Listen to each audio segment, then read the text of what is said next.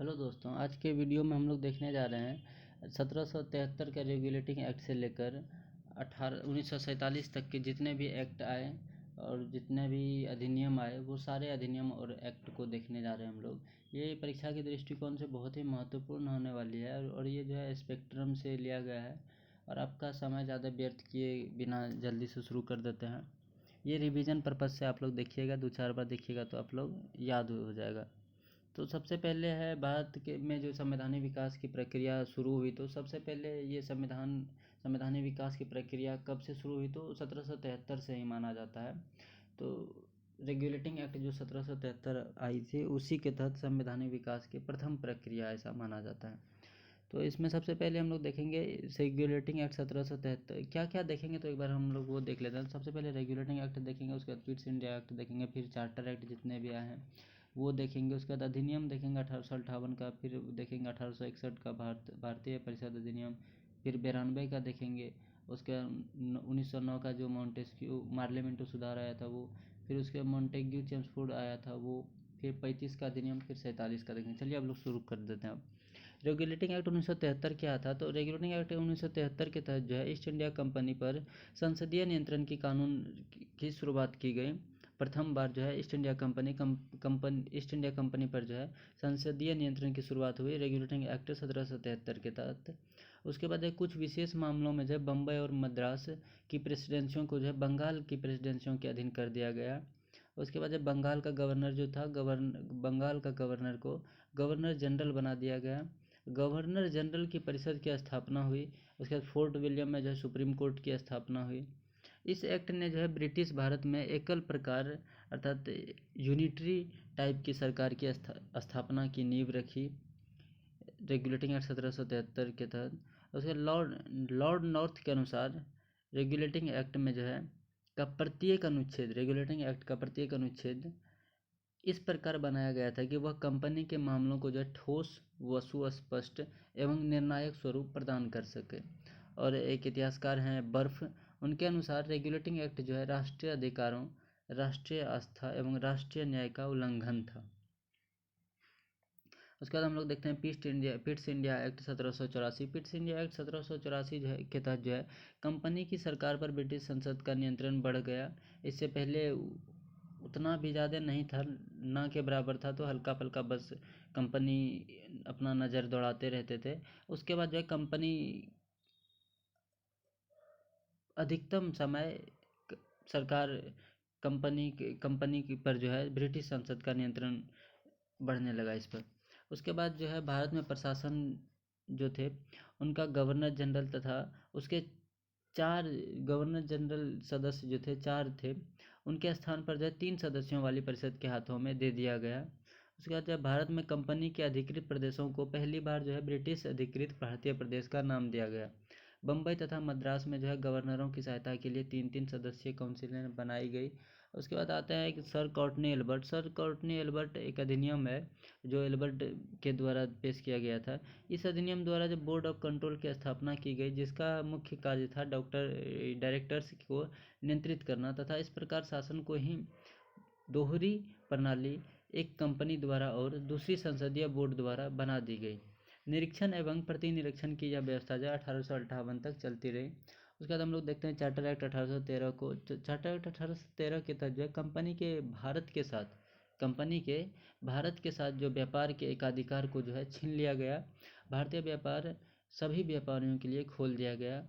उसके बाद इसी चार्टर एक्ट 1813 के तहत ही ईसाई मिशनरियों को जब भारत में जाकर ईसाई धर्म के प्रचार प्रसार की आज्ञा दे दी गई। उसके बाद आया फिर 1833 का चार्टर एक्ट। 1833 का चार्टर एक्ट के तहत जो है बंगाल का गवर्नर जनरल पूरे भारत का गवर्नर जनरल बना दिया गया। 1833 के चार्टर एक्ट के तहत जो है चाय के व्यापार तथा चीन के साथ व्यापार पर कंपनी के एकाधिकार को समाप्त कर दिया गया।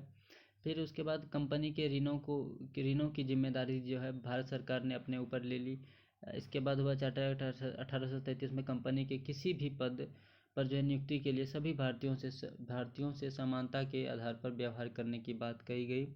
लॉर्ड मॉरेल के अनुसार जो यह अधिनियम ब्रिटिश संसद द्वारा 1909 तक जितने भी अधिनियम पारित हुए थे उसमें जो सबसे महत्वपूर्ण अधिनियम चार्टर एक्ट 1833 ही था। उसके बाद चार्टर एक्ट 1853 क्या है, तो चार्टर एक्ट 1853 के तहत जब ब्रिटिश संसद को यह अधिकार प्राप्त हो गया कि वह किसी भी समय जो है कंपनी से भारत का शासन अपनी इच्छा अनुसार वापस ले सकता है।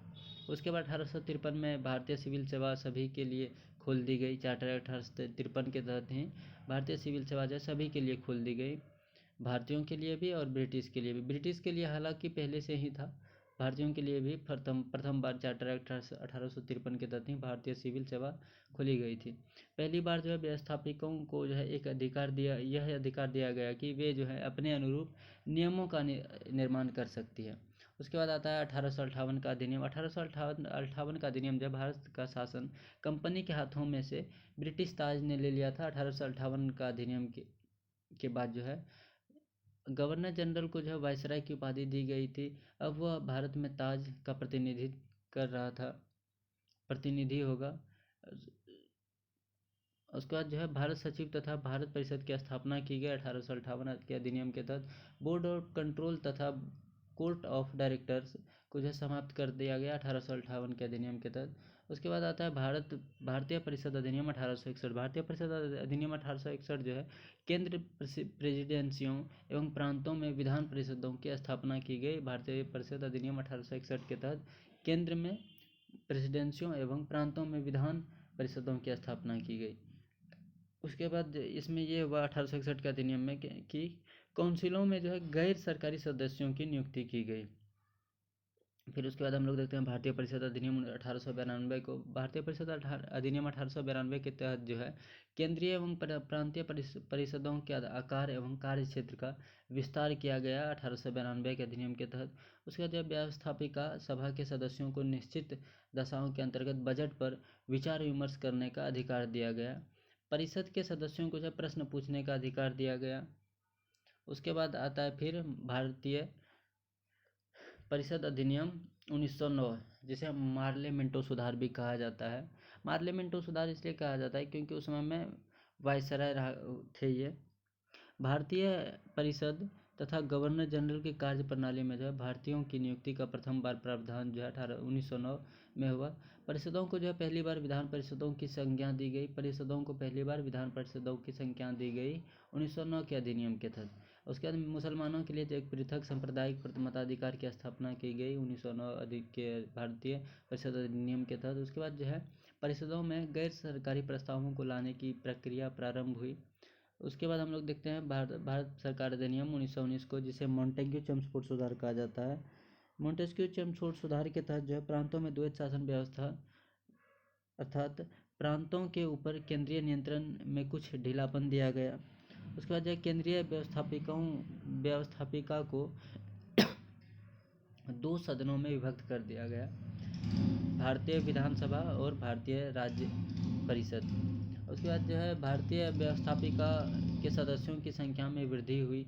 सिखों, आंग्ल भारतीयों, ईसाइयों एवं यूरोपियों को जो है पृथक प्रतिनिधित्व प्रदान किया गया। उसके बाद आता है भारत सरकार अधिनियम। भारत सरकार अधिनियम 1935, ये बहुत ही महत्वपूर्ण है। भारतीय संघ यह अधिनियम बहुत ही महत्वपूर्ण अधिनियम है, क्योंकि इसी के तहत जो है लगभग हमारे संविधान में लगभग 50% आप मान सकते हैं कि इसी से लिया गया है 1935 के अधिनियम से। भारतीय संघ की जो स्थापना एवं प्रांतों को जो है स्वशासन का अधिकार दिया गया 1935 के अधिनियम के तहत। शासन के संपूर्ण विषयों को जो है 3 भागों में संघीय, प्रांतीय एवं समवर्ती में बांट दिया गया। उसके बाद संघ सरकार के लिए द्वैत शासन की व्यवस्था की गई 1935 के अधिनियम के तहत। संघीय न्यायालयों एवं केंद्रीय बैंक की स्थापना की गई 1935 के तहत।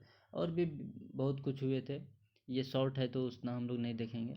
भारतीय स्वतंत्रता अधिनियम 1947 में क्या क्या हुआ, तो भारतीय स्वतंत्रता अधिनियम 1943 के तहत जो ब्रिटिश संसद की उत्तरदायिता एवं प्रभुसत्ता की समाप्ति हुई 1947 के तहत। उसके बाद डोमिनियन व्यवस्थापिकाएं संप्रभुसत्ता संपन्न बन गई भारत। उसके बाद गवर्नर जनरल एवं प्रांतीय गवर्नर संवैधानिक प्रमुख बन गए। ब्रिटिश सम्राट की देशी राज्यों से सर्वोच्च सत्ता समाप्त हुई। उसके बाद 15 अगस्त 1947 को जब भारत का विभाजन करके भारत और पाकिस्तान नामक 2 स्वतंत्र राज्यों का निर्माण का प्रावधान हुआ। जैसे ब्रिटिश सम्राट की भारत सम्राट की उपाधि, ब्रिटिश सम्राट की जो है भारत सम्राट की उपाधि समाप्त हो गई। धन्यवाद दोस्तों, इसका आप लोग स्क्रीनशॉट ले सकते हैं। हालांकि अब हम लोग फिर अगले वीडियो में देखेंगे इसी टाइप का जो भी होगा, स्क्रीनशॉट आप लोग ले लेंगे।